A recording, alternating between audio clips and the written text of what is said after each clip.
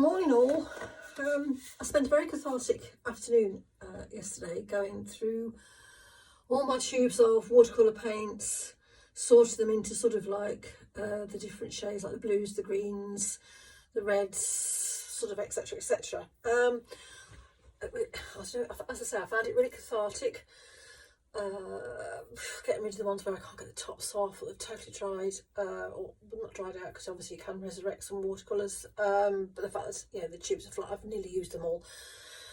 And then I sort of thought, oh, I can't remember what that colour's like, so I started doing little sort of, that was the first one I did, and I was only just going to do like these, and then I thought, oh, that's quite a good exercise, so I proceeded to do all the rest. And as I went through it reminded me of some colours that I'd long forgotten about, because I don't know about you, I tend to stick with the same colours, the same brands that I've tried, tested, trusted. As you know, most of my artwork is in muted colours. As you can see from some of these, I do have some brighter colours, but yeah.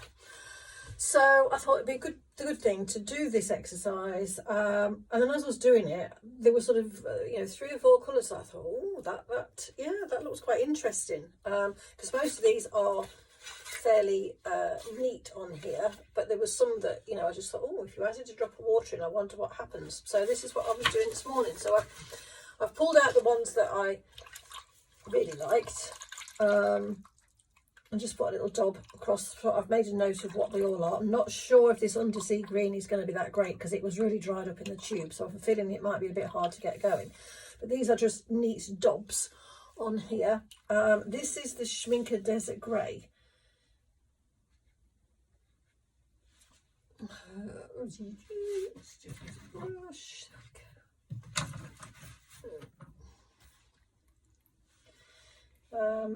There we go. Part of this exercise is, I don't know if any of you are familiar with Jean Haynes, but she does this exercise just to test out her colours. I think she calls it Dancing Ladies.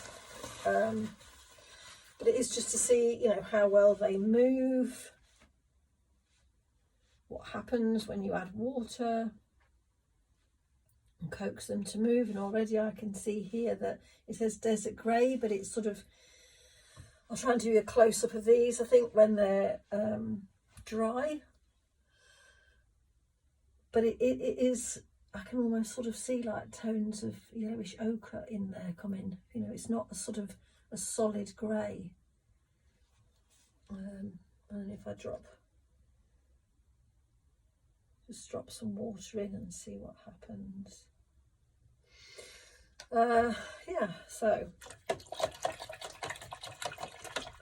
So yeah, I'll try and remember to do a bit of a close-up at the end. Right, this is the undersea green, and like I say, I'm not sure it's going to be that successful, because it was really quite dried up. Might surprise me. You never know. I think what drew me on the little squares was as you seem to separate out.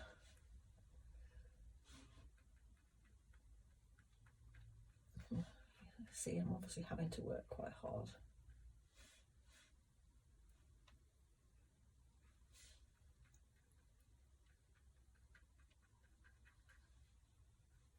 And again, not sure what will happen if I just dropped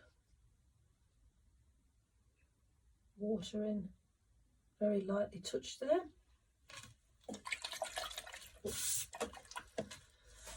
Here's the old favourite, Cascade Green. I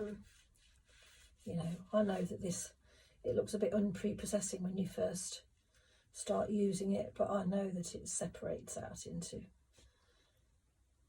it's sort of blues and almost like a turquoise, and it loves to move. I mean, look at that.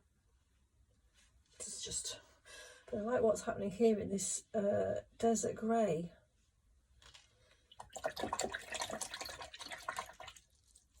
That lovely sound. Just add a blob of water in that.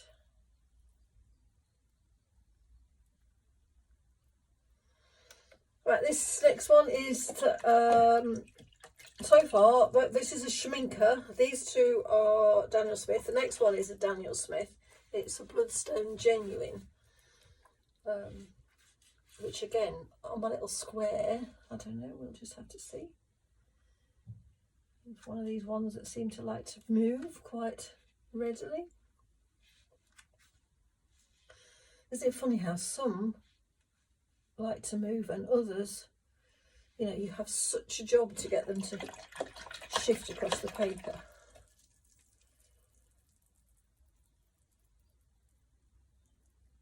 And I do think some of these you might not be getting the full effect until they're perhaps totally dry. Just coax it down a bit more. The next one is a Michael Harding watercolour, Moonlight. I've only got 3 or 4 of his watercolours so far.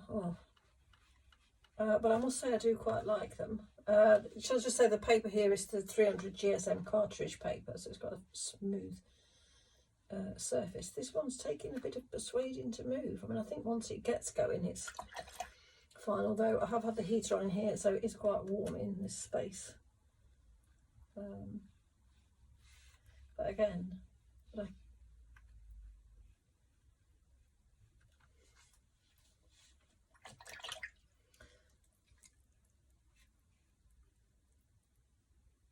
that's what I like. It's just to dab some water in and see. I mean, here, this is, like I say, I'll do some close-ups when they've dried, but it already is granulating. This is the Bloodstone Genuine.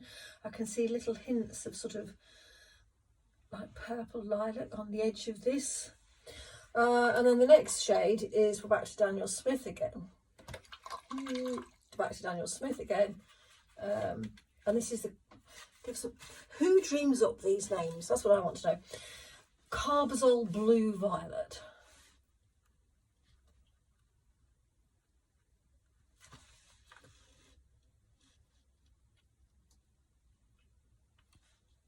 I mean, that's just such a lush colour, isn't it?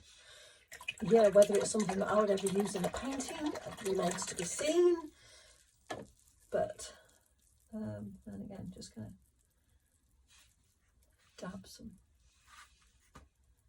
Which again, you can see sort of separating. And then the other colour that I've got here was, it's a Daniel Smith. Again, like I say, who dreams up the names? Because really, it's like Daniel Smith Hematite Violet Genuine. I mean, you know, it just rolls off the tongue, doesn't it? But anyway, here we go. Like I say, it's probably dried a little bit because I've got the heater on in here. I mean, it's called, I don't know, is it just me? I expect violets to be sort of violet, if that makes sense. But, and this is the tube. I don't know whether you'll be able to see that.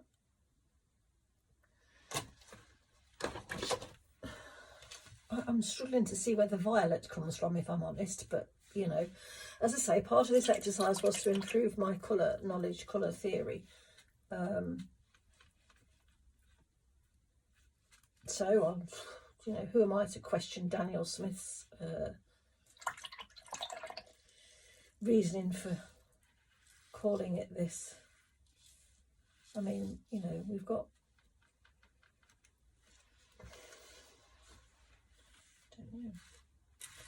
more earthy colours.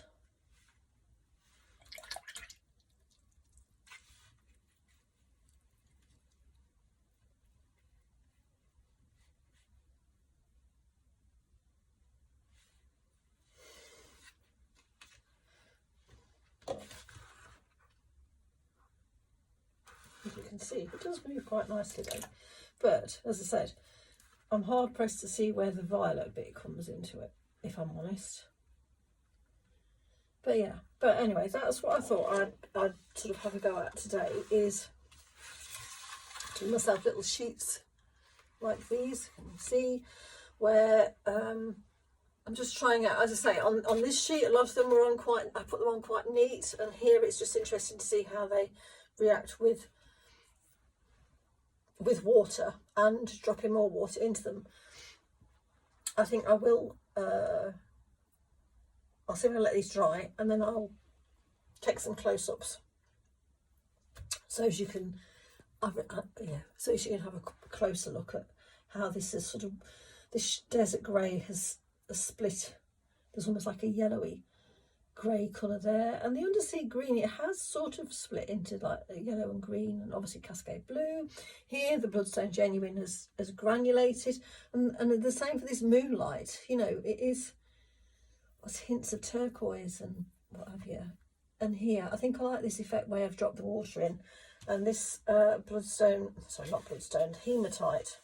See, I can't get my head around that. It says violet, Hematite. Perhaps if I look up what hematite, I mean, that's obviously a type of mineral, is it? A type of rock? I don't know, but we'll see. Anyway, so I'll get back to you when I've done a few more and when they've dried. Okay, well, I've done a few more. To be quite honest, I'm a bit impatient to show you the results. So this sheet here, let me just move that to one side carefully, because obviously some of it's still a little damp. These are the first sheet that I did, and this is the Schminke Desert Grey, and as you can see, oops, there is, you know, it's sort of split into the sort of almost greenish grey, greenish yellowy tones, and this lovely sort of grey colour. Obviously it starts out darker, but do you know what, I quite like this one. This is the undersea green one that I didn't think would work particularly well because it was very dry in the tube. It took me a bit of getting out, and obviously a bit to get it going, but as you can see, it does separate into like the yellows and the blues. So yeah, it almost looks like, you know, sun reflection on the sea, doesn't it? The old Cascade Green, as we know, it starts out looking quite a, you know, mundane sort of green, but then it splits, granulates, separates all of its own accord when you just add water into this beautiful blue shade. Here's the Bloodstone Genuine, and here you can see, just with the addition of water, just water, there's no granulation fluid in this at all. There is some beautiful speckling and like little rivulets. I do like that effect. I don't know how. Well, there you go, you can see. This is the Michael Harding Moonlight, and as you can just see at the edges, there is a sort of a hint of the purpley lilac, whatever like colour you like to call it, and sort of it's more on that tone rather than a deep blue with lots of water. Here's this carbazole blue violet. As I say, whoever dreams up these names, no idea. I quite like it when you drop the water in. Would I ever use this colour? Doubtful, but then that probably should be one of my aims for this year, is to use a colour in my work that I wouldn't normally. The next sheet, what I did was here's this Hematite Violet Genuine. Please, somebody explain. What's violet? Where's the violet? I don't know. You know, does that look violet to you? Anyway, but yeah, I could sort of see that working. You know, if you've got that sort of rusty iron ore in the earth, or rusty rocks, or just rust, sort of, I don't know, it just looks quite good for that sort of thing. I tried this lunar red rock because on my little square somewhere, red rock, ooh, there, it looked quite sort of as if it might fade quite nicely. Don't know. I mean, it's still, for me, that this is sort of a red that I prefer rather than the bright in your face, almost like scarlet red. It's a more gentle red. So here it's a Lacquerel, is that how you pronounce it? Greenish umber. Again, somebody help me with these names, because yeah, I quite like it though. It's a very gentle shade. The Jackman's Mulberry. Now, Jackman's is a brand that I came across when I was at Patchins, and he's a lovely chap, and he mixes all his own paints, and I have to say they move beautifully. They really want to move across the paper, and again, you know, it's mulberry, so there is that hint of almost like squashed, you know, blackberries, mulberries to it. And then here's the Jackman's, again the same brand, Deep Sea Green. And again, this is a beautiful granulate separates. I've just added the water here. And, you know, on a day like today, we could just be doing with diving into some water like that. So, And then this is the latest one that I've done, and some of these are still quite wet. This is the Perylene Violet. Not sure I like it when it's that solid, but the gentle, quite soft shade, not too bad. This is Lunar Violet by Daniel Smith. Again, there is a slight bit of granulation there. As I say, all I've done is add water. This is again kyanite. Perhaps I ought to do a geology course. And again, just with the addition of water, I quite like the way that that separates. Amethyst Genuine, again, it's a beautiful shade. Would I ever use it in my colours paintings? Not sure. The old Lunar Blue, yeah, remind me of my favourite, but I do like the way that it splits. And then this one is Jackman's again. It's the Pains, but the blue grey. And again, you get some quite nice tones with that. Obviously dark through, add some more water, drag it through. So yeah, it's been quite fun. And yeah, there's one or two of these ones doing this exercise. I've sort of thought like, okay, faffed about with it now. You know, it's a bit like this violet. You know, don't get me wrong, it's a beautiful colour. And I could see it perhaps working in sort of, if I did some like tulips or flowers that were sort of various shades of, you know, possible. And then there are some others that I would sort of have a go with, like the Jackman's Paints Blue Grey in my landscapes, the Bloodstone, definitely the Schminke Desert Grey, and even this Hematite Violet Genuine. Do you know what? I'm going to go off now and Google what hematite looks like. But yeah, so why don't you find, you know, put aside a couple of hours and go through all your tubes, because if you're anything like me, you will have got quite a few. And remind yourself, because, you know, like I said, we all have a tendency to stick with our favourite ones, don't we? But this is just a good way of so having a good old sort out, and be reminding yourself of all those colours that you've got, that you've forgotten what they actually do, how they actually react with water, whether they move well, whether they like having water dropped in them. I suppose like one of the other things I should do is perhaps I could have dropped in some granulation fluid to see whether that made any difference, but or what difference that would make. But you know, perhaps the next time I might try some of these with some taped off square exercises just to sort of see. But yeah, so there you go, little prompt for when you find yourself with a spare, I don't know, say half an hour, just pull out one of your tubs of paints. I mean, like I say, I do sort of laughingly sort of separate them into the blues, the greens, etc. So why not just do one at a time, and see what shades you discover that's there at the bottom of the tub. So there you go, little job for you.